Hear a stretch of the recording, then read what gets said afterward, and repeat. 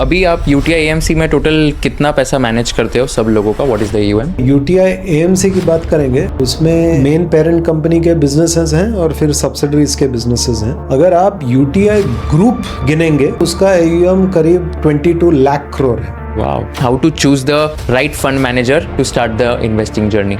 ये जो एक चॉइस करना है ना, ये बहुत मुश्किल हो जाता है। So one way to solve the problem of choice is by saying कि आप एक सिंपल स्ट्रेटजी से शुरू कर लीजिए, which is the index fund. कैसे डिसाइड करते हो कि ये कंपनी ओवर वैल्यूड है, अंडर वैल्यूड है, उसके क्या फैक्टर्स होते हैं? देखिए, सबसे ज्यादा तो लोग पी के बारे में बात करते हैं, लेकिन पी जो है ना वो शॉर्ट हैंड है, क्योंकि हम एक डिस्कशन 20 सब्जेक्टिव फैक्टर्स के ऊपर नहीं कर सकते हैं, तो हम उसको सिंप्लीफाई करके एक नंबर पी बोल देते हैं। And you met Mr. Rakesh Junjunwala? Of course, several times. And सबसे मेमोरेबल चीज़ या इंटरेक्शन क्या था उनके साथ? At the speed at which he could reach his decision, that was something very unique.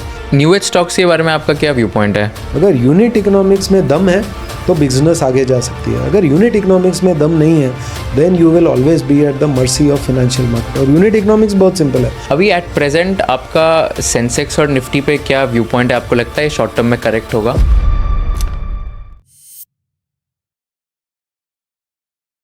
India is currently the fastest growing large economy in the world, and if you want to take real benefit of this growth story, investing in Indian businesses and companies is non-negotiable. Whether you're already investing in markets or just starting your investing journey, Grow is one of the platforms to do it. Grow's interface is very clean and intuitive. Here you can trade stocks, mutual funds, ETFs, IPOs, bonds, even commodities, all from one app. Portfolio tracking is also very structured. You can see performance, understand sector allocation, and get a complete breakdown of your investments in just a few tabs. And because of this simplicity and trust, Grow has become India's largest stockbroker today. Check out the Grow app today for more details and stay tuned for this entire episode of Conversation with Kushal. तो अभी आप UTI AMC में total कितना पैसा manage करते हो सब लोगों का? What is the UM?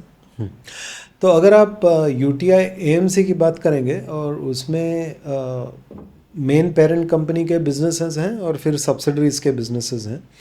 अगर आप यूटीआई ग्रुप गिनेंगे तो यूटीआई ग्रुप जो है उसका एयूएम करीब 22 लाख करोड़ है। वाओ। सो अभी आपके म्यूचुअल फंड इन्वेस्टिंग जर्नी की भी हम बात करते हैं, and of course like anyone who is watching this want to understand that how they can also begin their investing journey. तो सबसे पहले तो ये बताओ कि अभी जैसे आप इतने साल से इंडस्ट्री में हो and you have been like in the mutual fund industry, so if a young person who is just 24 right now and just started his career and getting a salary of let's say 6 lakhs per annum, Bombay जैसे शहर में आया है, तो उसको mutual fund investing में अभी enter करना है, so how do you recommend कि उसने अलोकेशन कैसे करना चाहिए, कौन से टाइप के फंड्स में पैसा डालना चाहिए, एंड SIPs कैसे स्ट्रक्चर करनी चाहिए ताकि वो भी वेल्थ बना सके over the next 30 years of his career? Kusal, just for the sake of clarity, आप पूछ रहे हैं कि उनका करियर में इन्वेस्टमेंट, उनका करियर म्यूचुअल फंड में देख रहे हैं कि they just want to invest in mutual funds? So these are people who are working in marketing, HR, finance, any career, but they have some money and they want to start their investing journey. What is the starting point to start my mutual fund investing journey? तो सबसे बड़ी बात यह है कि आजकल mutual fund में invest करना काफ़ी आसान है, इन द सेंस कि 2017 के बाद तो सभी डिजिटल हो गया, कर्टसी आधार।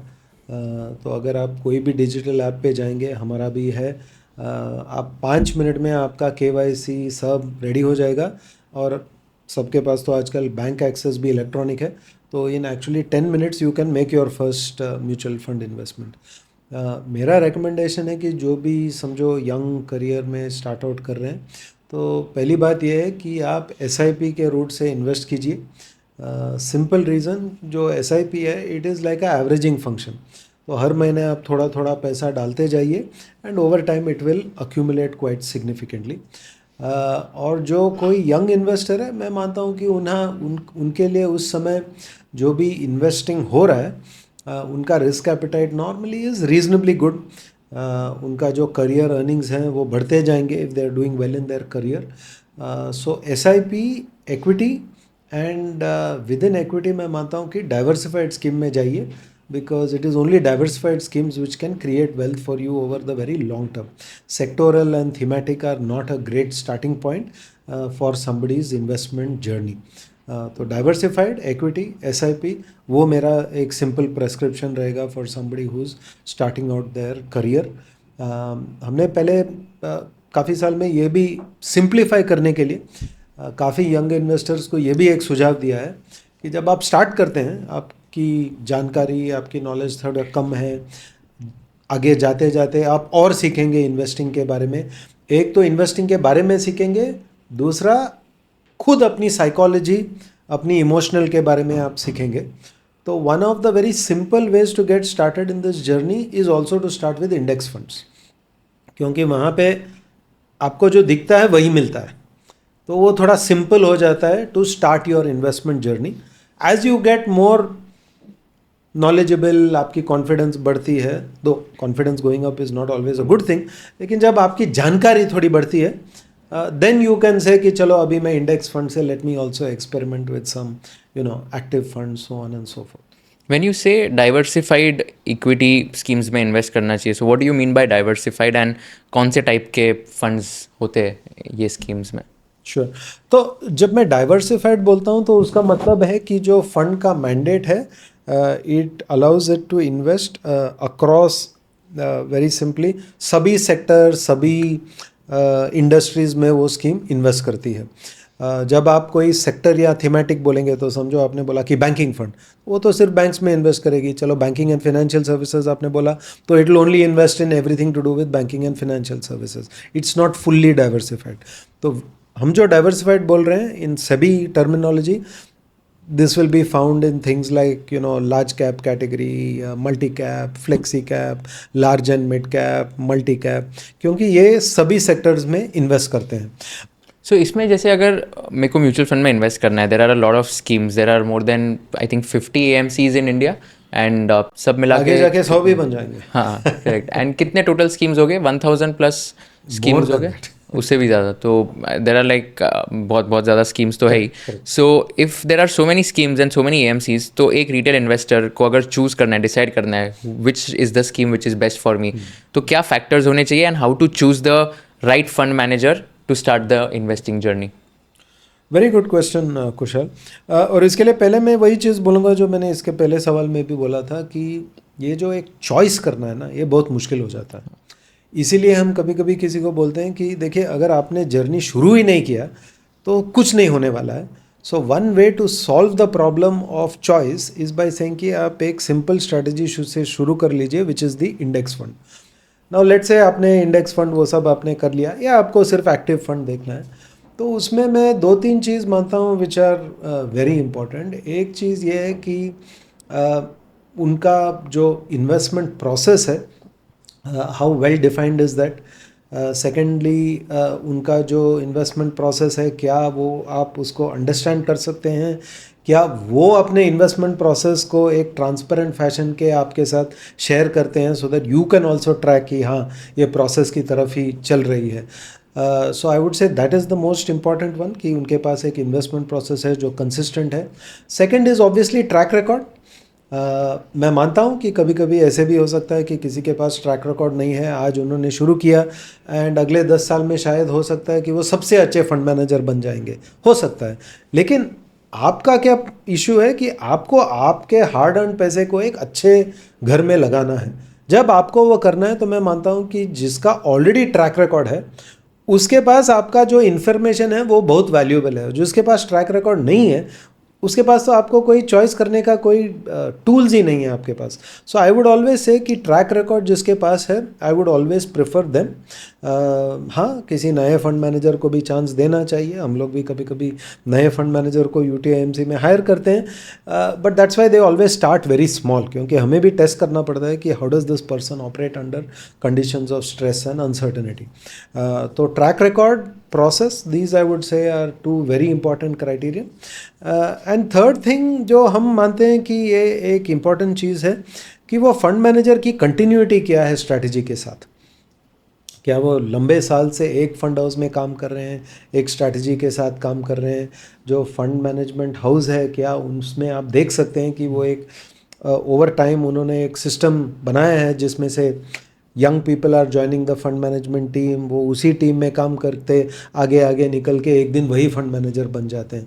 जब वो होता है तो मैं बोलता हूँ कि उनका एक कल्चरल कॉन्टेक्स्ट बन जाता है, वो उसी ज़मीन के they have been breathing that air, they have been drinking that water, so उनका cultural context, investment process उनको एक naturally आती है, so that gives you a very big advantage. So these three things I would say are most important. बाकी सब तो आपको किसी भी म्यूचुअल फंड पोर्टल या ऐप में मिल जाएगा कि किसके रिटर्न्स क्या हैं, किसका शार्प रेशियो क्या है, किसका सॉर्टिनो क्या है, किसका बीटा क्या है।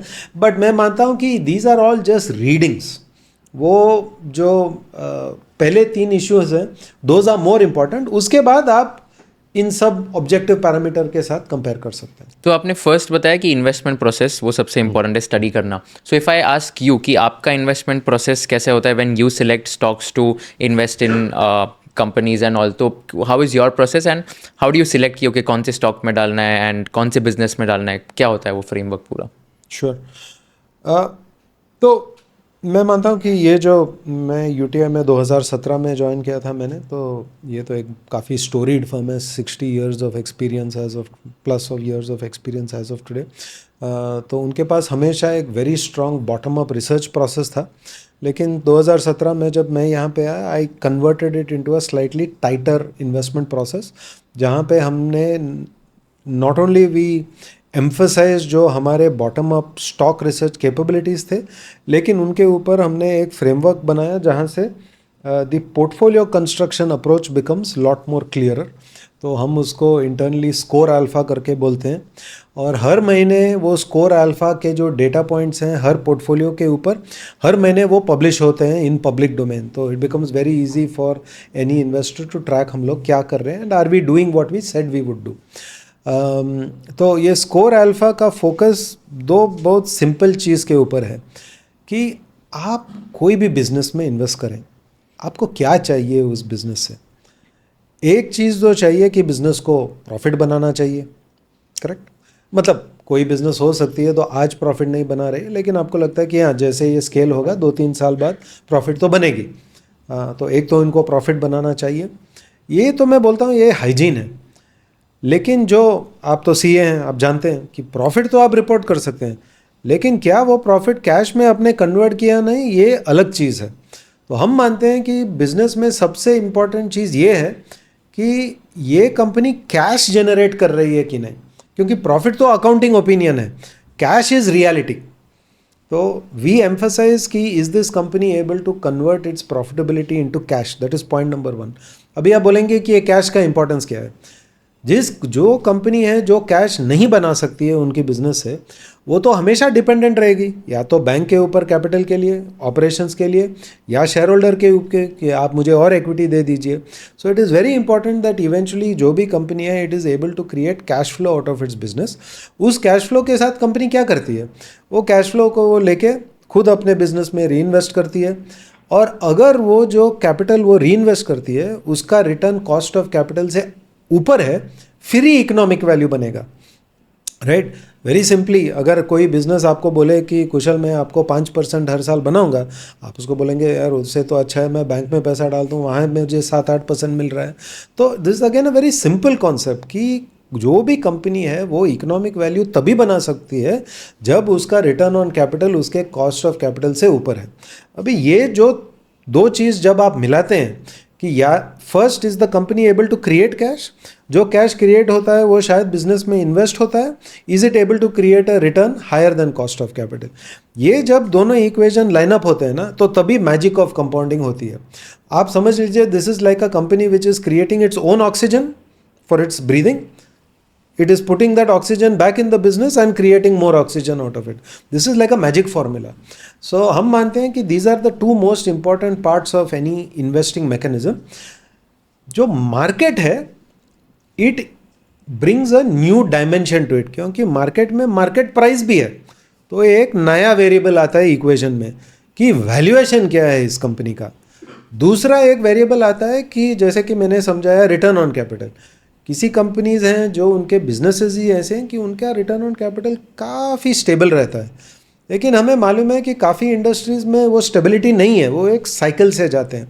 तो यहाँ पे एक कॉम्प्लेक्सिटी आती है कि हमें सिर्फ ये नहीं देखना है कि इस कंपनी का 5 साल का रिटर्न ऑन कैपिटल क्या था, हमें ये भी देखना है कि ये साइकिल में कहाँ पे है, साइकिल के ऊपरी तरीके पे है कि साइकिल की नीचे डायमेंशंस पे है। कैसे डिसाइड करते हैं कि ऊपर के इस पे या नीचे? So again from the data कि इस कंपनी का जब अच्छा बिजनेस चल रहा है, समझो स्टील कंपनी है, तो 10 साल का आप स्टील कंपनी का डेटा देख लीजिए कि कभी कभी उनका 40-50% का आरओई रहता है, कभी कभी लॉस मेकिंग सिचुएशन में चले जाते हैं। तो हमारा ये व्यू है कि जब वो लॉस मेकिंग सिचुएशन में जाता है then the attractiveness of the business goes up, क्योंकि साइक्लिकल बिजनेस का यही एक लॉजिक है कि वो cycle is always mean reverting. जब साइकिल नीचे की तरफ चला जाता है, नया कैपेसिटी बनना बंद हो जाता है, इनएफिशिएंट कैपेसिटी बंद हो जाती है, इंडस्ट्री का प्रॉफिटेबिलिटी वापस मीन के पास आ जाती है। और क्योंकि उस समय किसी ने नया कैपेसिटी बनाया नहीं है, वो ऊपर की तरफ निकल जाती है, राइट। तो these are the 2 new dimensions we have to bring कि एक तो ये बिजनेस का साइक्लिकलिटी है कि नहीं है, क्या इसने कभी, अभी देखिए कोई स्टील कंपनी में, इफ़ आई टेक 2 एग्जाम्पल्स, किसी स्टील कंपनी में जो भी साइकिल हो उसके नंबर्स हमेशा पुअर रहते हैं, और दूसरा एक कंपनी है जिसमें दिख रहा है कि जब साइकिल अच्छा है नंबर्स ऊपर की तरफ निकल जाते हैं, साइकिल वीक है तो नीचे आ जाती है। तो वो एक कंपैरेटिव चॉइस बन जाती है आपको कौन से स्टील कंपनी में इन्वेस्ट करना है, but that's a separate issue. तो एक तो मैंने साइकिल की बात की, दूसरा ये भी देखना पड़ेगा कि वैल्यूएशन कहाँ पे है, क्योंकि हमें जब साइक्लिकलिटी का एडवांटेज लेना है तो हमें ये भी सोचना है कि क्या हमें वैल्यूएशन भी एक एडवांटेज दे रही है, क्योंकि अब तो हम सिर्फ बिजनेस की तरफ नहीं देख रहे हैं। जैसे कि मैंने बोला कि स्टॉक मार्केट का बिजनेस से एक लेयर ऑफ कॉम्प्लेक्सिटी ऊपर है, क्योंकि यहाँ पे एक मार्केट प्राइस भी है। ये अंदर की बात नहीं है कि मैंने किसी बिजनेस इस रूम के अंदर खड़ा किया और उसका कैश फ्लो बन रहा है, रिटर्न ऑन कैपिटल, मार्केट उसके लिए एक प्राइस दे रही है। तो जब वो मार्केट प्राइस बहुत नीचे की तरफ जा रही है, मतलब कि मुझे मार्जिन ऑफ सेफ्टी वहीं पे मिल गई, right. So score alpha is nothing but cash flow, return on capital, और बाहर से साइकिल और वैल्यूएशन। जब इसको सब मिलाते हैं तो वहाँ पे स्कोर अल्फा का बेनिफिट मिलता है। एंड इन एवरी पोर्टफोलियो हमारा एक स्टेटेड पोजीशनिंग रहता है कि इस पोर्टफोलियो का जो पोजीशनिंग है ये वैल्यू है, इस पोर्टफोलियो का पोजीशनिंग ब्लेंडेड है, इस पोर्टफोलियो का पोजीशनिंग क्वालिटी ग्रोथ है, उसके अलावा it can also be mid cap, large cap etcetera. और जो यूटीआई का हमेशा ये मानना है कि हमें जो फंड मैनेजर है, हर फंड मैनेजर का डीएनए अलग रहता है, उनकी सोच अलग रहती है, तो उनको स्ट्रैटेजी के साथ अलाइन करना पड़ेगा। जिसकी सोच एक टाइप का है वो सिर्फ एक स्टाइल चला सकते हैं, वो सभी स्टाइल नहीं चला सकते हैं, तो उनको अलाइन करना मेरा जॉब था एज CIO। नवी जो वहाँ पे हैं they will continue to execute the same thing, but this in a nutshell is the investment process जिसकी मैं बात कर रहा हूँ कि आपका एक तरीका होना चाहिए जिससे आप स्टॉक आइडेंटिफाई करते हैं और फिर वो स्टॉक कौन से पोर्टफोलियो में जाएगी, that is the portfolio construction. Two quick questions here. So one is that आपने बताया कि cash is reality and basically profit कितना cash में convert हो रहा है. So would you look at let's say something like operating cash flow to profit ratio and if yes तो ये ideally कितना percentage होना चाहिए आपके हिसाब से? वहाँ पे आप एक स्टैंडर्डाइज मेट्रिक डालना मुश्किल है, क्योंकि हमारे ये एक्सपीरियंस में ये एक हर इंडस्ट्री में चेंज हो जाती है। तो कौन से इंडस्ट्री में कितना रहेगा? IT सर्विसेज में देखेंगे तो वहाँ पे cash conversion becomes anywhere between 70% to 100% also. Okay. But if you look at companies जो कंस्ट्रक्शन उस डोमेन में है, वहाँ पे it can be as low as 30%, 40%. तो वो आपको एक इंडस्ट्री अप्रोप्रिएट देखना पड़ेगा। बट हम एक और चीज़ भी देखते हैं कि कौन सी कंपनी है, तो ये जो भी मैं कैश फ्लो और रिटर्न ऑन कैपिटल की बात कर रहा हूँ, एक साल का डेटा कभी नहीं देखते, हमेशा पिछले 5 साल का डेटा एक बकेट के हिसाब से देखेंगे। तो अब जब हम कैश फ्लो देखते हैं, हम पहला तो हमारा टेस्टिंग सिर्फ इतना है कि पिछले 5 साल में आपके सभी 5 साल में आपके ऑपरेटिंग कैश फ्लो पॉजिटिव थे या 4 साल में पॉजिटिव थे या 3 साल में पॉजिटिव थे। जो 5 साल में सभी 5 के 5 पॉजिटिव हैं, they are the most consistent. जो सिर्फ 4 out of 5 हैं, they are less consistent. Those which are less than 3, they are the least consistent. Similarly return on capital में हम पिछले 5 साल का डेटा देखते हैं कि द बेस्ट कंपनीज जो उनका कंसिस्टेंट है, उनका 5 साल on return on capital needs to be above 18%. जो 10 to 18 के बीच में है वो हम R2 सेकेंड लेवल कैटेगरी में डालते हैं, और जिसका 10 के बिलो है, मतलब कि वो इकोनॉमिक वैल्यू के भी नीचे हैं, दे आर लेस देन 10%. तो आप जो भी कंपनी हमें बोलेंगे, हमारा वो एक मेंटल फ्रेम रहता है कि हाँ यार ये कंपनी तो C1 R1 कंपनी है, मतलब last 5 years positive cash flow, that's why C1. Last 5 years average return on capital higher than 18%, मतलब R1. Then second question was on this part only. So valuation आपके favour में है कि नहीं, तो कैसे डिसाइड करते हो कि ये कंपनी ओवर वैल्यूड है, अंडर वैल्यूड है, उसके क्या फैक्टर्स होते हैं? ये जो है ना, ये this is the most subjective part of all investing. तो इसका मैं बोलता हूँ कि वो जो भी इन्वेस्टिंग कर रहा है उनको अलग अलग तरीके से ये चेक करना पड़ता है.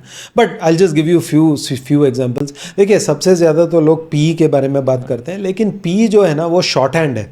You have to be very clear. क्योंकि हम एक डिस्कशन 20 सब्जेक्टिव फैक्टर्स के ऊपर नहीं कर सकते हैं, तो हम उसको सिंप्लीफाई करके एक नंबर पी बोल देते हैं. But it hides more than it reveals. तो हमें काफ़ी सारे चीज़ देखनी पड़ती है. जैसे कि मैंने सिक्लिकल बिजनेस बोला, जो सिक्लिकल बिजनेस है उसमें तो हमें लो प्राइस टू बुक चाहिए. अगर प्राइस टू अर्निंग्स ज़्यादा है, there is no problem. Actually जो सिक्लिकल बिजनेस है वो जब चीप है, उसका प्राइस टू बुक चीप रहेगा. प्राइस टू अर्निंग्स शायद 100-200 या शायद आप कैलकुलेट भी नहीं कर सकते हैं, क्योंकि वो लॉस मेकिंग है. तो the cheapness of a cyclical business is visible in price to book, not in price to earnings. Right, that's one simple takeaway. दूसरी चीज़ जो है, जो समझो आप किसी हाई ग्रोथ कंपनी की तरफ देख रहे हैं, तो उसमें आपको दो तीन चीज़ देखना पड़ता है. एक तो ये थोड़ा सब्जेक्टिव है कि यार इस कंपनी का ग्रोथ प्रॉस्पेक्ट्स क्या, अगले 5 साल में क्या हो सकते हैं. तो उसके लिए आप एक रिवर्स DCF भी कर सकते हैं. और ये मैं मानता हूँ कि रिवर्स DCF मतलब एक्सेल शीट के हिसाब से it appears to be very complex. तो आपको लगता है कि मैंने इतना कॉम्प्लेक्स कैलकुलेशन किया तो मतलब this must be the God given truth. बिल्कुल नहीं. It can be extremely incorrect. लेकिन हम सिर्फ इतना टेस्ट कर रहे हैं कि ये एक रियलिटी के हिसाब से हो सकता है कि नहीं हो सकता है.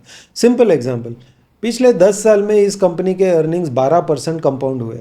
अभी जो मैंने रिवर्स DCF किया, रिवर्स डिस्काउंटेड कैश फ्लो, इसमें दिखा रहा है कि कंपनी को अगले 10 साल में 20% हर साल ग्रो करना चाहिए.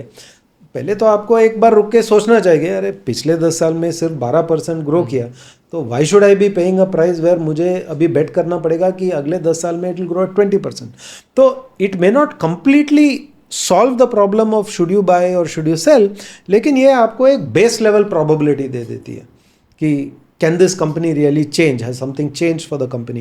तो your arguments can move in that direction to understand कि इसमें risk क्या है and should I be buying or not. तो valuation, as I said, it's very subjective. You can do reverse DCF, which is reverse discounted cash flow. कोई growth companies में price to earnings growth करके ratio एक देखते हैं. मैं मानता हूँ कि valuation is more art than it is science. आपको ये मालूम होना चाहिए कि कौन सा पैरामीटर के ऊपर आप ज़्यादा जोर देंगे in a contextual situation. Context always matters in valuation.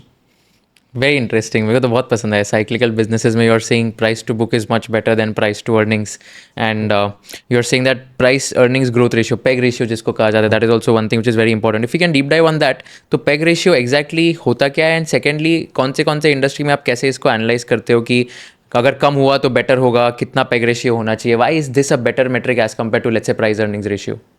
तो पहले मैं आपको एक ऑनेस्ट फीडबैक दे देता हूँ कि this can be extremely misleading ratio. So it's not better than price earnings. Experience है. इन 1999 मेरा एक रिसर्च एनालिस्ट था, and I am not blaming him, very good analyst. It was my responsibility, मैं head of research था. उन्होंने बोला कि यार ये कंपनी बहुत अच्छी लगती है. मैंने बोला यार इसका तो P 100 है, are you sure, why should we look at it. बोला नहीं आप पिछले 5 साल का देखो, and of course it had spectacular results over the previous 5 years. Said इस साल अर्निंग्स 100% बढ़ेंगे, तो मतलब P is not 100, it's actually 50. अगले साल वापस 50% बढ़ेंगे, मतलब P is not 50. If you look 2 years in front, it will actually look like 25. So I also looked at it and said, this is very impressive कि I should not look at 100 P. So effectively the peg became very attractive, क्योंकि जो peg था it was looking like it was just slightly above 1.5. तो हमने बोला कि ये बहुत ठीक है, उतना रिस्क नहीं है. साल था 2001. अगले 2 साल में कंपनी का प्रॉफिट ऊपर ही नहीं गया because the whole dot-com meltdown happened, business went for a toss, this company was fully involved in telecom software, and telecom software mein to the business just came to a halt. So the stock eventually fell, I think 80% from that level, right? So the reason I'm saying this first is that you must realize इसमें जो risk है वो risk ये है कि आपको आज का पी मालूम है, लेकिन जो आपने वो अगले 2 साल का अर्निंग्स लिया है that is only estimate. It can change for many reasons. So any forecast which involves that forward looking number, उसमें एक risk है. But over time what we have seen is that typically depending on the kind of growth rate, stocks tend to have a relationship with the peg. Steady growth businesses जो हम बोलते हैं, growing at 10%, 12%, उनका peg ratio 1 to 1.5 times में normally it gives you some level of comfort. If it is a very high growth business, more than 25-30%, उसमें हमने देखा है कि the peg ratios very often 2 के ऊपर भी निकल जाते हैं. तो it just gives a basic filtering comfort कि हाँ, हमने पहले भी ऐसे कंपनीज देखे हैं हुए हैं जहाँ पे peg 2 पे था. Why? Because company was growing at 25-30%. इसका मतलब ये नहीं that the valuation is telling you कि एक अच्छा इन्वेस्टमेंट है. अच्छी इन्वेस्टमेंट हो सकती है, लेकिन रिस्क तो बिल्कुल है, क्योंकि आपने पिछले 2 साल का एस्टिमेट आज बना के रखा हुआ है. इट मे और may not happen. So that's the point I want to make कि जो आप पेग देखते हैं it involves a future estimate, and anything about predicting the future उसमें काफ़ी अनसर्टेनिटी हमेशा रहेगी. एक बार .com क्राइसिस आ गया, एक बार GFC आ गई, एक बार कोविड आ गया. So that is the risk with which you are dealing. But this PEG normally gives you comfort. And दूसरी चीज़ मैं पेग की इम्पॉर्टेंस मानता हूँ कि विद इन इंडस्ट्री ये एक बहुत अच्छी मेट्रिक बन जाती है. So when you have lots of similar businesses, आप सिर्फ कंज्यूमर स्टेपल्स कंपनीज को देख रहे हैं, आप सिर्फ ऑटोमोबाइल कंपनीज को देख रहे हैं, आप सिर्फ IT सर्विसेज कंपनीज को देख रहे हैं, then the PEG gives you a good understanding of कि यार बिटवीन दीज कंपनीज कहाँ पे मेरा रिस्क रिवॉर्ड थोड़ा अच्छा है. लेकिन अब अगर आप क्रॉस इंडस्ट्री जाएंगे then it becomes slightly dangerous to use. Right. So consumer staples, IT services या जितने भी इंडस्ट्रीज है, तो एक बार 3-4 इंडस्ट्रीज के अभी एट प्रेजेंट क्या और इन सब इंडस्ट्रीज की खासियत क्या है कि they are not very capital intensive. इसीलिए the PEG works. You cannot use PEG in cement and steel because they are by definition capital intensive, they are by definition cyclical. So in non-cyclical businesses, all these 3 industries I told you are slightly more non-cyclical. यहाँ पे आप peg use कर सकते हैं. So that is why I said वो valuation एक art है.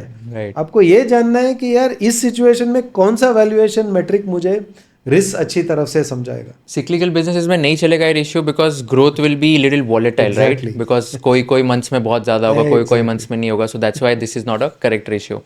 And अगर मैं इनकी बात करूँ नॉन सिक्लिकल इंडस्ट्रीज में, तो इसमें at present on an average क्या पेग रेशियो चल रहा होगा ईच इंडस्ट्री में आपके हिसाब से, कि एवरेज इतना है तो ठीक है, ठीक रेशियो है? आज के दिन पे तो in many of them the PEG is much higher जो हम पहले हिस्ट्री में एक्सपीरियंस करते थे. कंज्यूमर में हम लोग 2 तक भी बोलते थे कि ठीक है. आज तो मैं देख रहा हूँ कि वो जो कंज्यूमर सेक्टर में सबके पेग 3 के आसपास है. तो to my mind they have very little comfort in terms of their valuation. IT services में हम लोग बोलते थे कि 1 to 1.5 is a good level.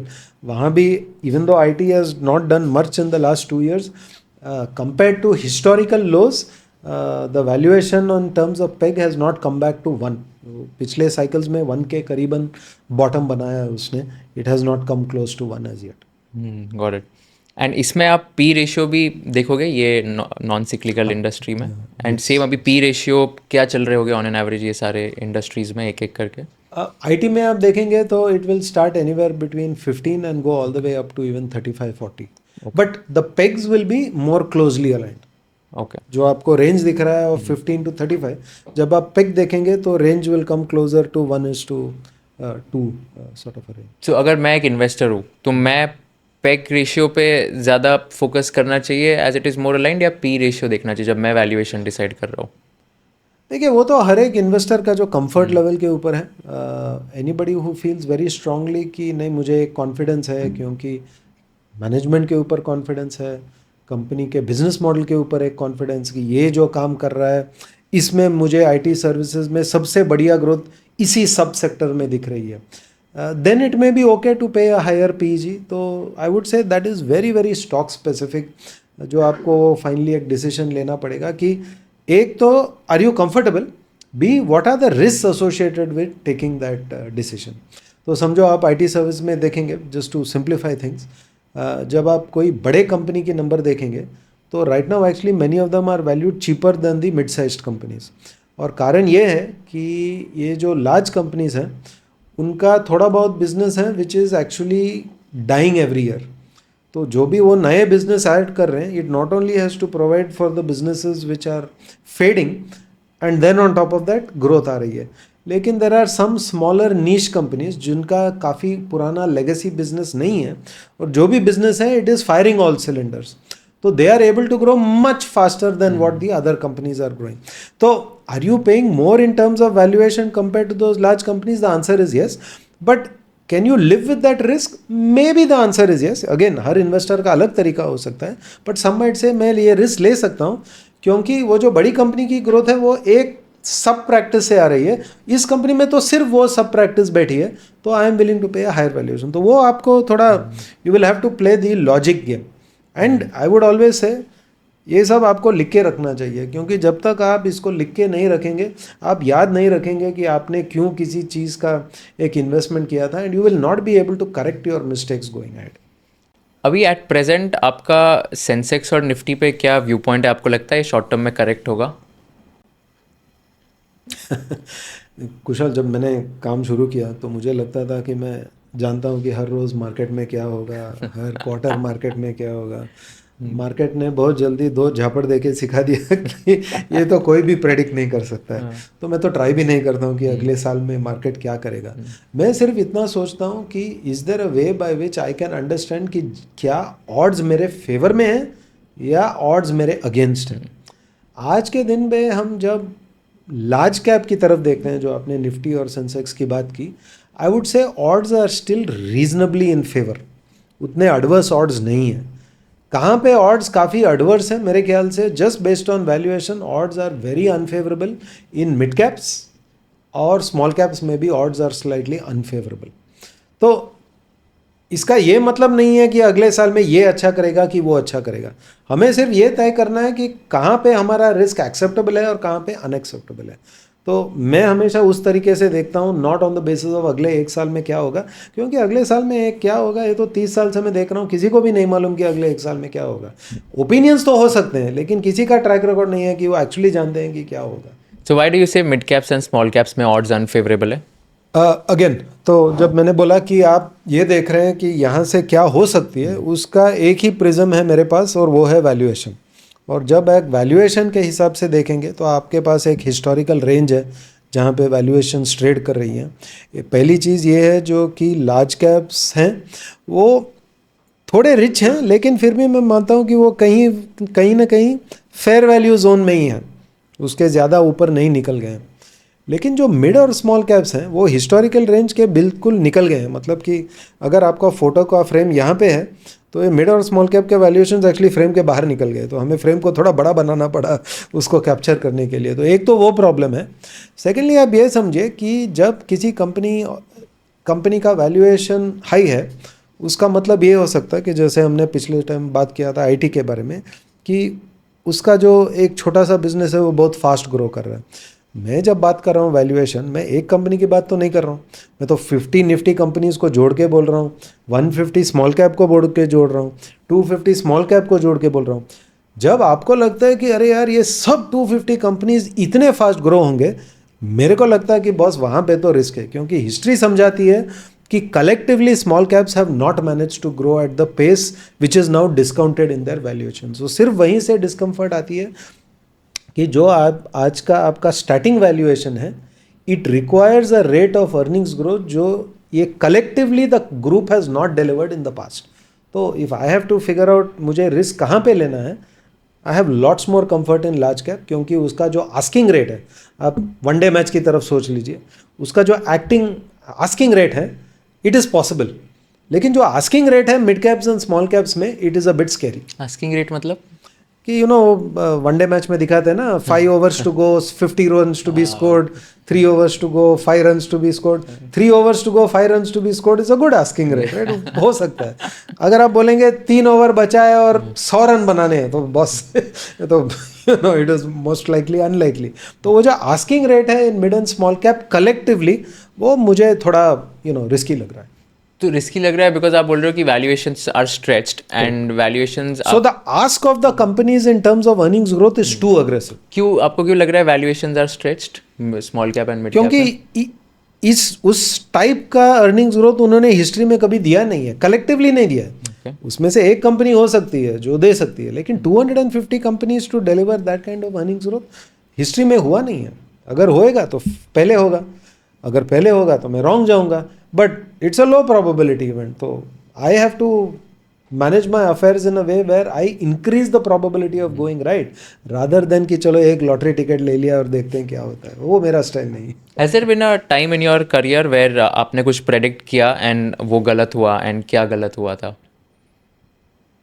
जैसे कि मैंने बोला 2000 में मैंने 100 PE स्टॉक को अप्रूव किया कि this stock is a buy, और वो बिल्कुल गलत चीज़ थी, क्योंकि at 100 PE the ask rate was just too high.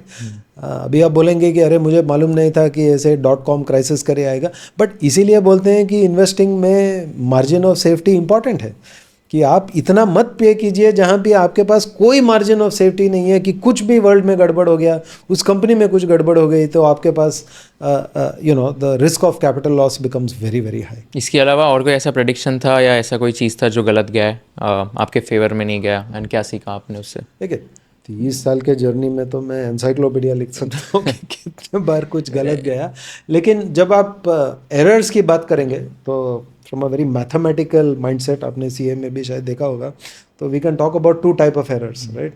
एक तो बोलते हैं which is a type 1 error, कि आपने कुछ किया और वो गलत हो गया, और दूसरा जो बोलते हैं वो टाइप 2 एरर है, कि आपको करना चाहिए था लेकिन आपने किया नहीं, right? So these are 2 separate type of errors. So type 1 error में actually I would say my biggest committed error, जो मैंने वो IT कंपनी की बात की वो भी आप डाल सकते हैं। दूसरा भी एक था जहाँ पे मैंने सोचा कि मैंने IT कंपनी के लेसन से मैंने कुछ सीखा था।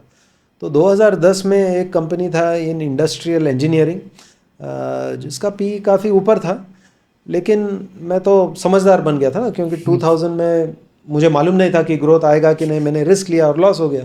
तो अभी मैंने कंपनी को देखा और बोला कि यार इसके पास तो ऑर्डर बुक है, ऑर्डर बुक है मतलब कि ये ऑर्डर बुक जब एग्जीक्यूट हो जाएंगे तो अगले 2-3 साल में तो अर्निंग्स बिल्कुल आएंगे। तो to my mind there was no risk, क्योंकि order book is there. First time I learn that there was no order book and the revenue did not come. इस समय मैंने सोचा कि ऑर्डर बुक है तो बहुत सेफ है, लेकिन इवेंचुअली वो हुआ नहीं, क्योंकि बहुत सारे चीज़ें हो गई। एक तो था कि जो ऑर्डर बुक में कंपनीज़ ने ऑर्डर दी थी उनके पास तो फाइनेंसिंग थी ही नहीं। 2010 के बाद फाइनेंसिंग का जो एनवायरनमेंट था बैंक्स के साथ बहुत मुश्किल हो गई। तो 1-2 साल के बाद हमें पता चला कि हाँ ऑर्डर बुक तो है, लेकिन उसमें से कंपनी अभी बोल रही है कि 20% of my order book is slow moving, मतलब कि वहाँ के कुछ हो ही नहीं रहा है। कस्टमर भी गायब, ऑर्डर भी गायब, क्योंकि ऑर्डर देने में क्या है, आपने कोई एक 100 करोड़ के ऑर्डर के लिए आपने शायद 1 लाख का एक चेक काट के बोल दिया कि मेरा ऑर्डर है। So that was I would से अ कमिटेड एरर, क्योंकि हमने ये पूरी तरफ सोच नहीं किया था कि what can be the risk. हाँ ऑर्डर बुक है लेकिन कमिटमेंट तो नहीं है, तो what if the projects don't happen. And second thing जो उस समय हो गया कि बाय 2011, 12, 13 इनके जो ऑर्डर्स थे सब पावर प्लांट्स के लिए थे। Coal access became a big problem in India. जिनको कोल माइंस दिए गए थे और जिन्होंने बोला कि हम पावर प्लांट्स बनाएंगे, सुप्रीम कोर्ट ने उनके कोल अलॉटमेंट सब कैंसिल कर दिए। तो या तो उनके पास अभी कोल का सप्लाई ही नहीं था, तो कहाँ पे पावर प्लांट बनेगी। तो that was a classic type 1 error कि I thought I had all the data and I still went wrong, क्योंकि सम थिंग्स हैपेंड विच मैं इमेजिन ही नहीं कर सकता था, लेकिन वो हो गई। इसीलिए हम बोलते हैं कि स्टॉक्स में आप हमेशा रॉन्ग जा सकते हैं, इसीलिए आप डाइवर्सिफाइड पोर्टफोलियो रखिए, क्योंकि वो डाइवर्सिफाइड पोर्टफोलियो में then this will be 2% of your portfolio. गलत गए but at least your portfolio will survive, it's not 100% of your portfolio. Very quickly on the second one जो आप बोलेंगे, which was a type 2 error. So around the same time जो crisis का माहौल था 2009-10 after global financial crisis, तो काफ़ी सारे जो कंपनीज थे उनके stock prices had come down, किसी का कोई ये प्रॉब्लम था वो प्रॉब्लम था। तो एक बहुत मशहूर कंपनी है एशियन पेंट्स, उनका भी एक दो कुछ कॉर्पोरेट ड्रामा हुआ था 2009 में, and the share was available I think at a P of may be less than 20। I remember it was more like 16 और 17 एट दैट टाइम। तो हमें बहुत अच्छा लगा कि यार ये तो एक अच्छी प्रॉफिटेबल कंपनी है, पेंट कंपनी है लेकिन प्रॉफिटेबल है, अच्छी रिटर्न ऑन कैपिटल बनाती है, ये अभी तो 15-16 पी मल्टीपल में मिल रहा है, तो हमने ख़रीद लिया। After I think about may be 3 years, may be 4 years, वो स्टॉक वहाँ से it went up almost 3-4-5 times। मैंने उस स्टॉक को देखा और फिर बोला कि यार ये तो अभी बढ़ गई है 4-5 times। Eventually this is only a paint company, paint company का कितना ग्रोथ हो सकता है, कितना वैल्यूएशन हो सकता है, this is starting to look like very expensive valuations. तो मैं निकल गया वहाँ से। Actually the stock went up another 10 times after that. और गलती मेरी थी, क्योंकि I would say at that point मैंने डेटा पे उतना जोर नहीं दिया था। अगर उस कंपनी का डेटा अभी मैं वापस जाके मैंने देखा बाद में 2014-15 उनका जो डेटा था it was improving every year, return on capital अच्छी थी, cash flow was getting created. मेरे दिमाग में ये था कि यार ये तो पेंट कंपनी है, लेकिन अगर मैं कंपनी का नाम भूल जाऊं और अगर कंपनी का नाम स्प्रेडशीट में से निकाल दूं, उनके नंबर्स जो थे they look like a consumer company. और the minute you start thinking of it like a consumer company, उसका वैल्यूएशन और भी बढ़ सकता था। लेकिन I sort of committed the error of getting out too early कि यार ये तो पेंट कंपनी है, इसका कैसे इतना वैल्यूएशन हो सकता है। So without reference to the actual numbers I actually exited the company in that case. So that I would say was my biggest sort of type 2 error कि I should have remained committed, लेकिन मैं निकल गया जल्दी से। लेकिन ठीक है, मुझे कुछ और एक मौका मिल गया था उसी समय, जहाँ पे एक कंज्यूमर कंपनी मुझे one time price to sales पे मिल गई। तो whatever I lost on Asian Paints, I more than recovered in this consumer company which at that time was trading at one time sales. कौन सी company थी ये? वो तो ब्रिटानिया था। तो Britannia was trading at one time sales in 2013-2014। अभी तो मेरे ख्याल से 10 के ऊपर चल रही होगी on price to sales, but that time it just seemed mouth wateringly slow. So हाँ, मुझे रिग्रेट था कि I exited Asian paint for the wrong reason. That is what gives me the regret. From a financial perspective वो जो investment मैंने उसके बाद Britannia में डाला, it paid off. So I didn't in aggregate suffer a loss, but that was a poor decision. Poor decision is a poor decision. Type 2 error में would you also classify your selling your HDFC Bank shares after IPO आपने 2x returns करके बेच वो तो मैंने I think soon after it list में बोला कि why should any bank trade at this valuation, मैंने बेच दिया। But see I think one of the main things and one of the reasons I think I won't call myself the most successful fund manager, but मेरा जो survival है it is testament to the fact that I did some things right. और उसमें एक चीज़ है that I have always learn that you have to be flexible. Whatever you do, be willing to go back, open your diary, look at it, ask yourself ये मैंने क्यों किया, do I have to change my mind. So 2.5 years after मैं HDFC bank मैंने बेच दिया था, मैंने वापस उसको एक बार खोल के देखा है, देन आई रियलाइज कि यार ये तो गलती हो गई। तो then after that I have always owned, मैंने किसी और में को भी बोला था कि अगर मैं मेरा पूरा करियर देख लूँ तो the one stock which has been responsible for disproportionate alpha over my entire career was HDFC bank, but I started with the type 2 error कि मैंने 1 साल के अंदर बेच दिया, लेकिन 2 साल के बाद मैंने व्यू चेंज कर लिया। राइट। एंड जैसे पूरे जर्नी में आपका सबसे बेस्ट स्टॉक इन्वेस्टमेंट कौन सा रहा होगा, एंड आपने क्या मल्टी बैगर कोई स्टॉक में इन्वेस्ट किया था in your last 30-35 years of career? मेरा तो सब it will all be in funds only. मैं खुद तो पर्सनली इन्वेस्ट नहीं करता हूँ because I don't want a conflict with any of the actions जो मेरे फंड्स में हो रहे हैं। तो I have not bought stocks for many years now personally, except anything I have in ESOP which anyway you have to do, but otherwise मैं stocks तो खुद नहीं खरीदता हूँ। बट आई वुड से इन जो मैं पोर्टफोलियो मैनेज करता हूँ, उसमें एक्चुअली वो जो ब्रिटानिया है, I think that would pretty much be one of the most outstanding investments I made in the last 10 years because How much would it have I grown? Said it eventually went up I think more than 20-30 times. Okay, in 10 years. Yeah. Got it. वो 1 time cell से तो 10 time sales पे पहुंच गई ना company. Yeah. 3% margin से 15-16% margin पे पहुंच गई कंपनी Wow. And ये आपने आइडेंटिफाई किया था 10 साल पहले. 2013 में 1 time सेल्स. अच्छा, got it. और ये जो ना सब शॉर्ट हैंड है. तो उस समय लोग बोलते थे, जैसे कि मैंने गलती की एशियन पेंट्स में कि यार ये तो पेंट्स कंपनी है, क्योंकि हमने नंबर नहीं देखे, सिर्फ ये भी याद में था कि ये तो पेंट्स कंपनी है. ब्रिटानिया में सब लोग बोलते थे कि यार ये तो बिस्किट कंपनी है, बट है क्या, इट्स अ कंज्यूमर कंपनी. तो जब हम लोगों ने सब नंबर देखा, वी सेड 1:2 चीप. और उसके बाद कुछ ना कुछ होते रहा which gave us more and more confidence that we can remain invested. कोई रिटेल कंपनीज में आपने कभी इन्वेस्ट किया था और क्या लेसन सीखा था, कभी आपने पहले आइडेंटिफाई वैल्यूएट किए थे? रिटेल में तो हमने इस सेक्टर को देखा था जब पहले थोड़ा बहुत फॉर्मलाइजेशन शुरू हुआ था इन I think way back in 98-99. उस समय तो 2 ही कंपनी थे. एक वाज फ्यूचर ग्रुप, जिनका फ्यूचर रिटेल करके कंपनी था, बिग बाज़ार चलाती थी उस समय. And the other company was actually एक टाटा ग्रुप कंपनी थी जिसका नाम लैक्मे था, जो actually it used to sell Lakme beauty products. तो उन्होंने लैक्मे का बिज़नेस पूरा यूनिलीवर को बेच दिया एंड कंपनी के पास सिर्फ पैसा पड़ा था. तो उन्होंने बोला कि हम एक रिटेल बिजनेस शुरू करेंगे, which they then change the name of the company from Lakme to Trent. और उन्होंने पहले एक स्टोर खोला था वेस्ट साइड, राइट. तो हमने दोनों कंपनी उस समय हम मिले थे, और हमें हमेशा लगता था कि जो भी हम मीटिंग में जाते थे फ्यूचर रिटेल के साथ, वो बहुत एक्साइटिंग लगता था, क्योंकि वो हमेशा कुछ बात, ये भी ट्राई करेंगे, वो भी ट्राई करेंगे, ये भी करेंगे, वो भी करेंगे. और जब भी आप ट्रेंड के पास जाओ, वो लोग हमेशा नहीं, हम लोग सप्लाई चेन पहले ठीक करेंगे. हमने एक स्टोर खोला, पहले देखते हैं कि इस स्टोर का कैसे इकोनॉमिक्स बनता है, फिर हम दूसरी स्टोर खोलेंगे. और हमें लगता था कि यार एक्साइटमेंट तो ये फ्यूचर रिटेल में है, क्योंकि यहाँ पे कुछ ना कुछ हो रहा है, नया फॉर्मेट हो रहा है, नया स्टोर लॉन्च हो रहा है. लेकिन वहाँ पे कैश तो बन ही नहीं रही थी. It was forever dependent on the goodwill of bankers and shareholders to keep giving them money. So it continued for many years, but eventually it went nowhere. लेकिन आप ट्रेंड देख लीजिए, विच वॉज सो केयरफुल कि एक store बनाओ, model को ठीक करो, कैन यू मेक कैश. वो देखिए वो कहाँ पे पहुँच गए, वो तो आज निफ्टी कंपनी है. So I would say this was to me again one more lesson कि इवेंचुअली जो भी आपका बिजनेस है, अगर आप उसको प्रॉफिट को कैश में नहीं कन्वर्ट कर सकते, तो आपकी जो डेस्टिनी है वो आपके हाथ में नहीं है.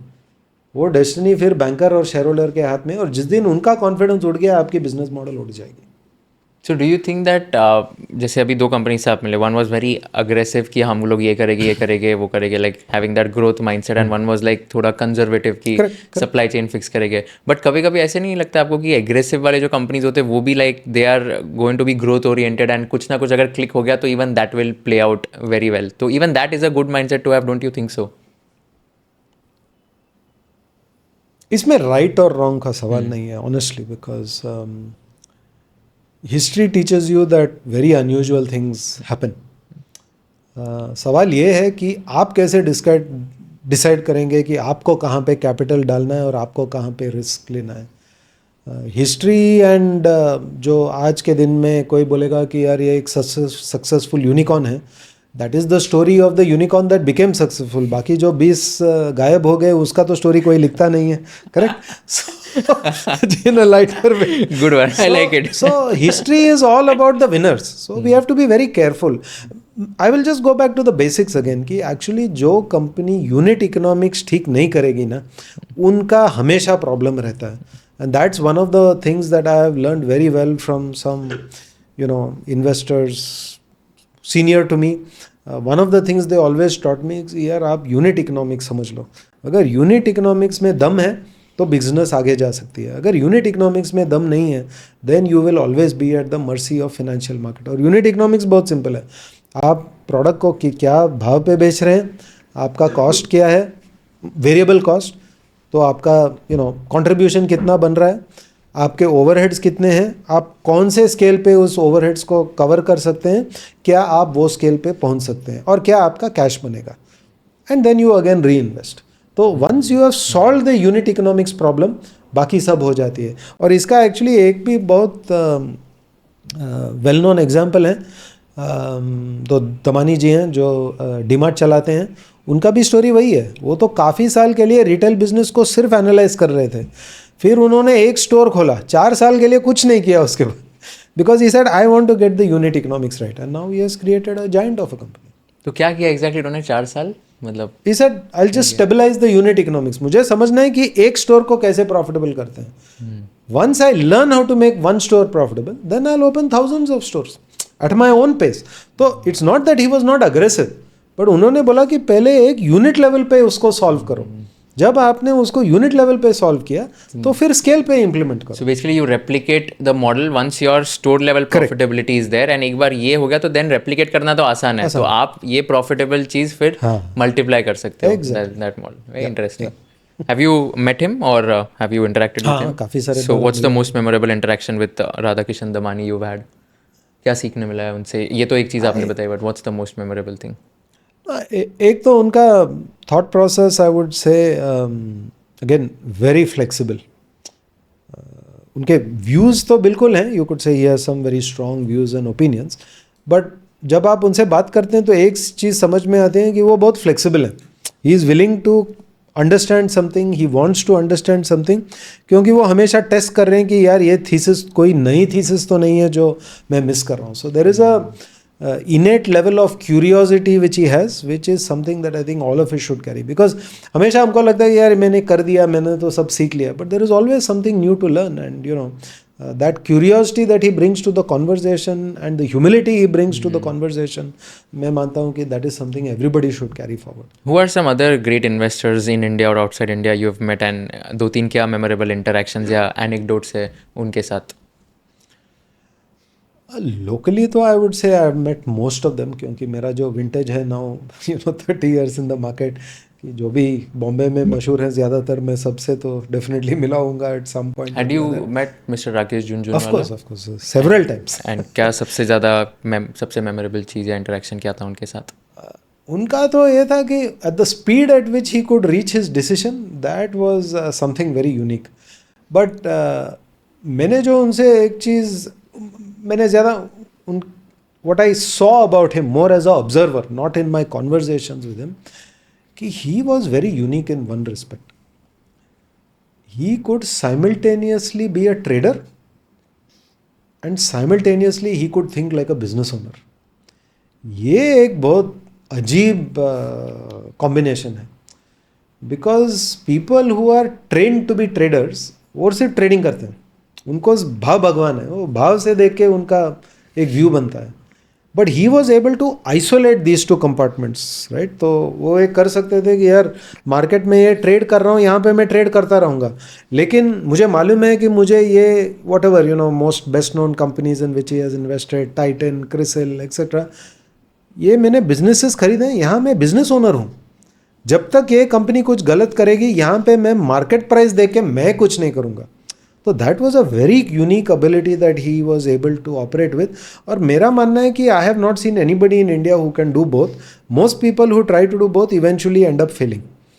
I have seen many people who can do the investing part correctly, very few people who can do trading correctly, but दोनों एक साथ करना, ही वॉज यूनिक, कोई नहीं है उनकी तरफ। आपका लास्ट कॉन्वर्जेशन क्या था उनके साथ, do you remember? Can't disclose, but मैं उनके ऑफिस में गया था, उन्होंने एक कंपनी के बारे में उन्होंने बोला कि आपको आजकल कौन सी कंपनी अच्छी लगती है। मैंने एक कंपनी बोला उनको, तो उन्होंने बोला अरे क्या इस कंपनी को देख रहे हैं, बिल्कुल बेकार है। He didn't even want to listen to me, but he was right, because 2 years later I agreed with him कि यार इसके numbers तो कुछ ठीक नहीं दिख रहे हैं। So yeah, I think he was very straightforward, right? उनको नहीं पसंद है तो नहीं पसंद है। नहीं, मैंने तो कंपनी का नाम बोला, उसने एक सेंटेंस सुना और फिर बोला कि इसके बारे में बैटरी मुझे जानना ही नहीं है। क्या बेकार कंपनी के पास तुम भाग रहे हो। And he was right. 2 years later I also gave up saying कि you know this is not working out, but I won't take the name of the company because that would be unfair to the company. No, of course, I mean I completely respect that. आप ideally खुद के portfolio के लिए like कितने number of mutual fund schemes में invest करते हो for your own portfolio? मेरा नंबर तो गलत होगा क्योंकि as CIO and now of course as CEO designate of UTI हमारा इन्वेस्टमेंट तो कंपलसरी हर एक स्कीम में जाता है as per the SEBI skin on game. So उसमें तो must be some 50 schemes of UTI जिसमें मेरा पैसा पड़ा रहेगा.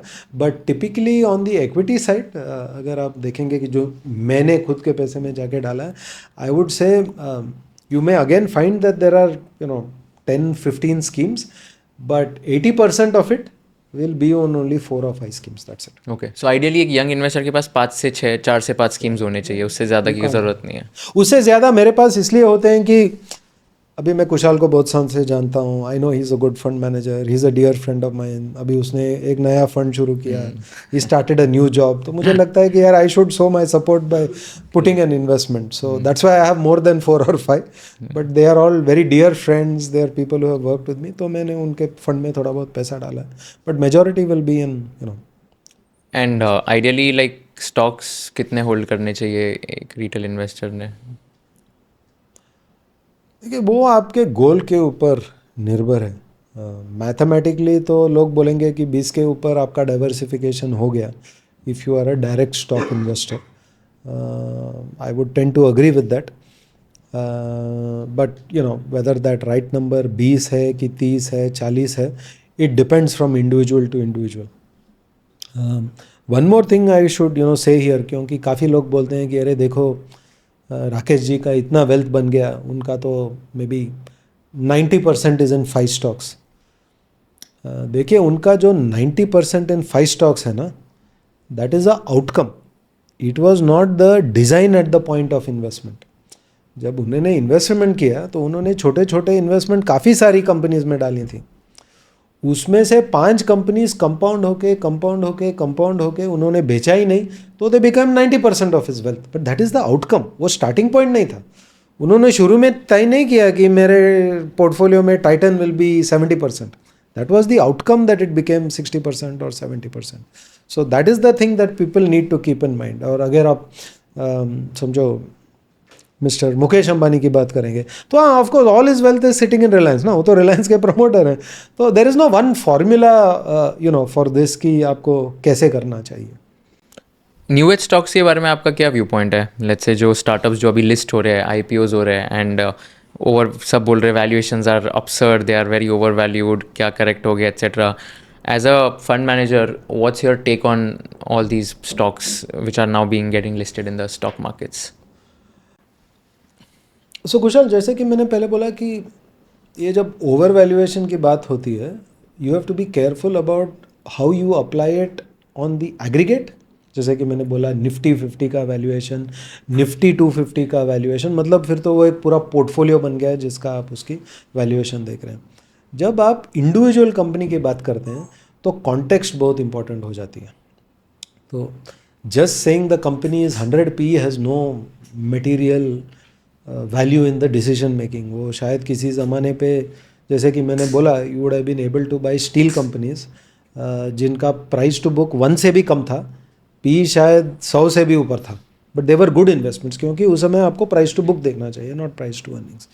जब आपने बात की न्यू एज कंपनीज़ के बारे में, उनका तो स्टील कंपनी जैसे एग्जाम्पल नहीं है, लेकिन वहाँ पे भी हमने, जो मैंने पहले एक बार एक मॉडल आपको इसी कॉन्वर्जेशन में बोला था कि what we are interested in is are you able to establish the unit economics. अगर आपने यूनिट इकोनॉमिक्स को एस्टैब्लिश कर दिया और हमें ये एक कॉन्फिडेंस आ गई कि बस यूनिट इकोनॉमिक्स तो वर्क कर रहे हैं, मतलब कि ये जो बिजनेस मॉडल है ये एक स्टोर में हमें दिख रही है, कंपनी लॉस बना रही है, ठीक है, कंपनी क्यों लॉस बना रही है? क्योंकि अगर उनको इवेंचुअली 500 स्टोर बनाने हैं तो उनका थोड़ा बहुत तो ओवरहेड तो रहेगा ना, कि you have to hire the people because eventually you will need talented professionals who can take your company to 500 stores, 300 stores. तो उनका ओवरहेड्स काफ़ी ज़्यादा बड़ा होता है. लेकिन अगर उन्होंने unit economics at that level prove कर लिया, then we are willing to look beyond the P, right? Because then हमारा क्या बेट है कि यार इस कंपनी का सिर्फ एक स्टोर होने वाला है कि क्या हमें लगता है कि इवेंचुअली इंडिया में 300 स्टोर हो सकते हैं. जब इसके 300 स्टोर बनेंगे फिर उसका P&L कैसे दिखेगा? Because then the overheads will not grow in line with the 300 stores. वो तो एक बार आपको एक chief of marketing, chief financial officer, chief legal officer, some marketing people, some admin people, some HR people, एक बार ना, you don't create them for every store, so that is not necessarily an expense which moves with the number of stores that you have. तो in new age companies मैं मानता हूँ कि जब आप valuation देखते हैं, price to earnings may not always be most reflective. आप unit economics भी देख लीजिए. Having said that, blue sky का भी थोड़ा डर आपको होना चाहिए, क्योंकि price to sales cannot be a ridiculous number. और जो प्राइस टू सेल्स आप बोल रहे हैं कि यार इसका मार्केट अपॉर्चुनिटी इतना बड़ा है, तो आप उसको टेस्ट करके हाइपोथेसिस को टेस्ट कीजिए कि 5 साल बाद कितना बड़ा होएगा, 10 साल बाद कितना बड़ा होगा. देन यू नो, ये when you do this sometimes you realize कि बस after 20 years I am talking about a business which will be the much bigger than most other businesses I know, which is not possible, क्योंकि लोगों के पास उतना पैसा है नहीं उस सिर्फ एक बिजनेस के ऊपर खर्चा करने के लिए. तो I would say combination of unit economics and some base case कि ये मार्केट साइज कितनी है, that will be the only thing that can help you. उसमें भी सरप्राइजेज आएंगे. यू नो, हम जो IPO के टाइम से इन्वेस्टर हैं इन इटर्नल, जो जोमेटो के नेम से IPO के लिए आई थी, जब उन्होंने पहले वो ब्लिंकिट खरीदा फॉर क्विक कॉमर्स, हम उनसे मिले भी थे. वेरी ऑनेस्टली मैंने उनसे भी बोला है कि वी वर नॉट 100% क्लियर कि बस इसमें पैसे बनेगा कि नहीं, लेकिन उन्होंने जब समझा है कि यार unit economics are making sense, तो all that we did is we said ठीक है, let's wait for a while and watch. We got lucky that not only it worked, but they very quickly demonstrated कि जो 1 में चल रहा था 2 में हो गया, 3 में हो गया, 100 में हो गया, 200 में हो गया. So they have managed to scale dramatically. But that to my mind is always the secret. Unit economics और ये scale का opportunity कितना बड़ा है. और Blinkit में कोई डाउट नहीं है, जो हमने पहले एक market size estimate किया था, it has turned out to be much bigger in reality. जो हमने 5 साल पहले सोचा था, 4 साल पहले सोचा था कि ये इतना बड़ा होगा. So there you got surprise to the upside. Some surprises always happen. और जो आपने यू नो इन्वेस्टिंग के बारे में पहले मैं हमेशा मानता हूँ कि सब इन्वेस्टिंग में there is a unseen role of luck. आपने जोमेटो की बात की ना, आपने यूनिट इकोनॉमिक्स की बात की, तो आप यूनिट इकोनॉमिक्स पे बहुत ज़्यादा आपने आई थिंक पूरे कॉन्वर्जेशन में you like stated a lot of importance of unit economics. That's the most important thing. तो अगर जोमेटो का ही एग्जांपल लेते हैं, तो कैसे कन्विंस हुए आप कि हाँ ये यूनिट इकोनॉमिक्स अगले 4-5 साल में बेटर हो सकते हैं, specially given the fact that I think 5 years ago it was loss making, right? So 5 years back when they came for the IPO, the unit economics had turned positive for food delivery. Okay, got it. They were making a loss, क्योंकि उनके पहले cities में सब profitability था, but they had started expanding to Tier 2 Tier 3. तो अगर आपने उनका P&L अकाउंट देखा तो उसमें तो सभी, वो दिल्ली का भी यूनिट है, बॉम्बे का भी यूनिट है, ट्रिची का भी यूनिट है, नागपुर का भी यूनिट है, इसमें तो सब लॉसेज है ना. और आपके कॉर्पोरेट ओवरहेड्स भी बैठे हैं P&L अकाउंट में, तो इसीलिए लॉस था.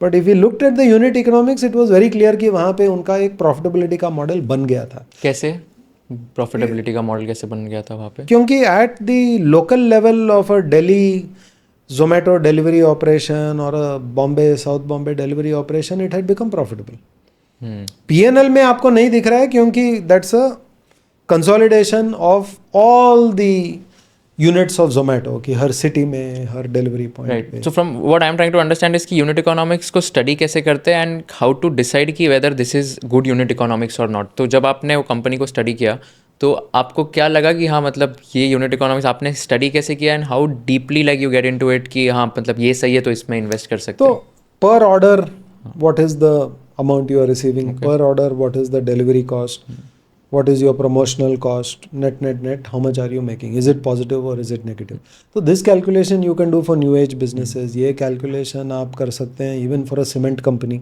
अभी तो काफ़ी established हो गया था, but even 15 years ago I remember, अगर आप cement company की unit economics देखेंगे तभी आपको पता चलेगा कि कौन सी कंपनी करेक्ट जगह पे प्लांट लगा रही थी और कौन सी कंपनी उस प्लांट को एक अच्छी तरीके से ऑपरेट कर रही है.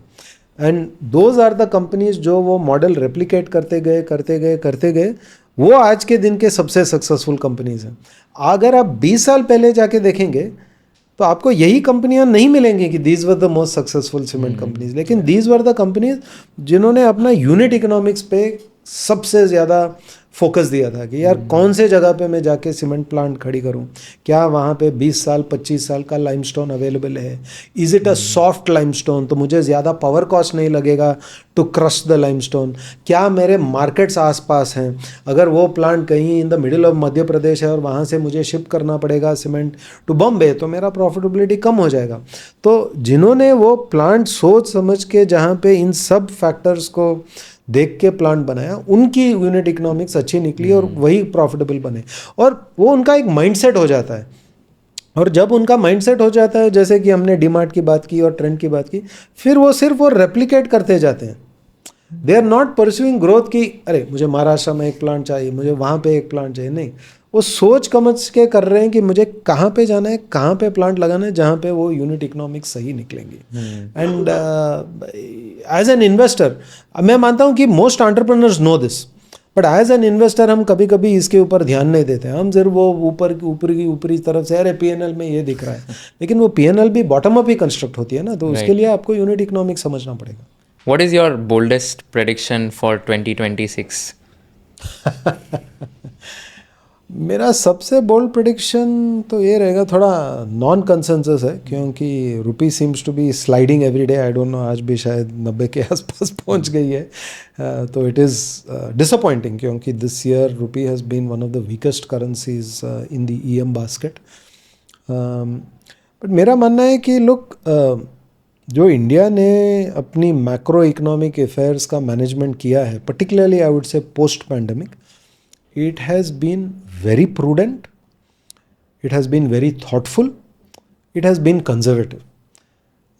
आपका फिजिकल डेफिसिट 2021 जो पैंडमिक ईयर था 9.5% तक पहुंच गया है, this year the target is 4.4, right. आपका जो मॉनेटरी पॉलिसी है आपने उस समय लूज़ किया था, आपने काफ़ी टाइटन कर दिया, you have removed unnecessary excessive liquidity, inflation को आपने अपने टारगेट के पास ला के रख दिया। Most other global central banks are still struggling with getting inflation back to trajectory. जब आप करेंसी की बात करते हैं ना, if you have a country who is practicing sound monetary policy, practicing sound fiscal policy, it is very strange to see the currency being as weak as it has been this year. So my forecast, which is not even a forecast, I would be of the opinion that this currency is going to give you a surprise sometime in the next 12 to 18 months. Because मैं ये नहीं मानता हूँ कि a country which has managed its affairs so prudently the currency can be so weak. I think at some point it will show its strength vis-a-vis the other currencies. तो आपको लगता है ₹75 हो जाएगा 12 महीने में? देखिए, that number is hard to predict, but it might surprise you that in a weak dollar environment this could actually become one of the currencies that could stand out relative to other world currencies. तो that to my mind is I think both on Indian bond yields and also on the Indian currency, the market is not paying enough regard to India's sound monetary management. Our bond yields are still, जो आप 10 year bond yield देखेंगे, they are close to 6.5%. हमारा जो inflation 4% का target है, ठीक है, थोड़ा बहुत साइक्लिकल नंबर है, that is why it is showing less than 1% and all that, but I still think eventually the number will be to 3.5% के आसपास, शायद वापस number will go back up to, but 6.5 is still a very high bond yield for a 3.5% number. And if we are prudent and we remain on this path of prudence, फिर तो bond issuance भी government से तो कम होती जाएगी। So I think both on currency and bond yield there can be positive surprises, और वो जो आउटकम रहेगा it would be the function of the good behaviour which we have demonstrated. इसको इंटरप्रेट कैसे करते हैं? जैसे बॉन्ड यील्ड अगर 6.5% है, तो how do you interpret this and इसको कंपेयर करेंगे यूएस बॉन्ड यील्ड से, या कैसे इसको डे टू डे वर्क में कैसे माना जाता है? तो आपको यूएस बॉन्ड यील्ड से आप कंपेयर कर सकते हैं और उसका एक हिस्टोरिकल स्प्रेड रहा है, but the better way to look at this is first to just look at it relative to inflation. तो जब हमारी इन्फ्लेशन 4-5% रही है, then also bond yields used to be 6.5-7%, but I think जो आज के दिन पे the bond yield the inflation sustainably seems to be 4% और लोअर, देन ये जो 250 बेसिस पॉइंट ऑफ स्प्रेड जो रिपो रेट इन्फ्लेशन 4 के पास है, and then all the way up to 10 year you are getting a premium of 6.5, ये थोड़ा ज़्यादा हाई है। सो What number it can come down to is hard to predict, but this is too high. That is what my analysis of history would suggest. 250 basis point spread for 10 year is just too high. तो वो तो बिल्कुल नीचे आना ही चाहिए. US का जो 10 year bond है करंटली वो 4.10 के आसपास है, लेकिन ये जो हिस्टोरिकल गैप है ये एक्चुअली आज के दिन के पहले और भी ज़्यादा हुआ करता था. लेकिन उस समय की आप बात रखिए कि यूएस का इन्फ्लेशन 2% के पास था, इंडिया का इन्फ्लेशन 7-8% के पास था. अभी यूएस का इन्फ्लेशन 2 से ऊपर है, क्लोजर टू 3, और हमारा 4 के पास है. So the inflation gap is down to 100 basis points, but the bond gap is still at 250 basis points. इसीलिए मैं मानता हूँ कि ये बहुत बड़ी गैप है. सो बॉन्ड गैप और इन्फ्लेशन, बॉन्ड यील्ड और इन्फ्लेशन में जो गैप है वो कम होना चाहिए. कम होना चाहिए. It should not be so wide. Okay, and why is that so? क्योंकि वो जो करेंसी का डिप्रिसिएशन रहता है that is normally associated with the inflation differential. So if our inflation differential is low, we should not be depreciating. जो historical depreciation rate है that is 3.5%. But अगर inflation gap अभी 1% हो गए है, so why should it depreciate at 3.5% a year? Similarly on bond yields, ये जो आप टर्म प्रीमियम बोलते हैं कि आपको इन्फ्लेशन का अनसर्टेनिटी है, इसीलिए आपने बोला कि 10 साल का जो बॉन्ड है वो मैं 6.5 पे रख रहा हूँ. वाई? बिकॉज आज का 4 है, बट अगले 9 साल में क्या होगा मुझे क्या मालूम. लेकिन अभी 7 साल का एविडेंस है that India is doing a good job of inflation targeting. तो मेरे ख्याल से that is not yet reflected in the price. On the other hand, US जहाँ पे अभी 4 साल से डेटा है कि they are doing a lousy job of inflation management, वहाँ पे 4.10 का बॉन्ड यील्ड चल रहा है when inflation is actually sitting at 3%. तो this is a mismatch. Got it. Very insightful, super interesting conversation. बहुत मजा आया आपसे बात करके. Last question that I ask all my guests: if you were in the shoes of Kushal Lodha and if you were interviewing yourself, what is one question you would like to ask yourself towards the end? The question I would like to ask Kushal Lodha. No, if you were in the shoes of Kushal and if you were interviewing Mr. Vetri Subramanian, what is one question you'd like to ask him towards the end? सरल भाषा में आपको खुद को क्या पूछोगे?